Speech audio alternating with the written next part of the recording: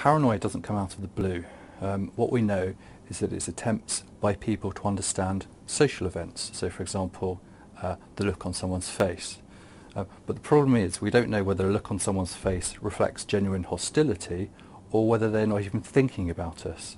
What a rigorous scientific study would do is present many people with exactly the same neutral social situation and see who misinterpreted it in a paranoid fashion. But of course the problem is you can't give people exactly the same social situation. And also people who feel a bit paranoid often act in a way, for example, very timidly, that elicits different reactions from other people. So the solution we used in this study was to use virtual reality to present people with exactly the same social situation, a neutral social situation, a ride on a tube train. Virtual reality is an interactive computer environment.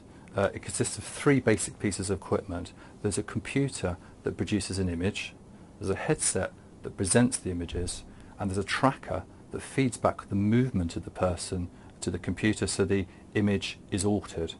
So what it does is it replaces your sense data about the reality, about the world around you, with the imaginary world provided by the computer.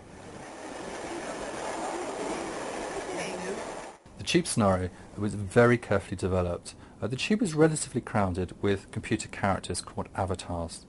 And these avatars were given human, lifelike movements. And the way that we did this was the technique of optical motion capture.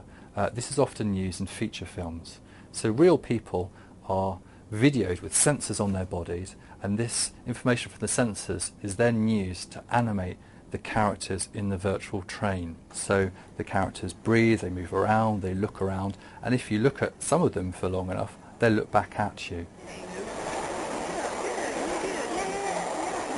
The results are striking. What we found that most people, as expected, thought the environment was very neutral. They thought that people were much like those on the tube and they were just minding their own business and not that interested in them.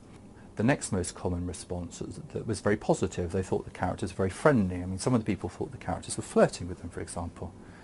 But a proportion of people, about 1 in 3, had a more negative response, and they had some paranoid thoughts about the train ride.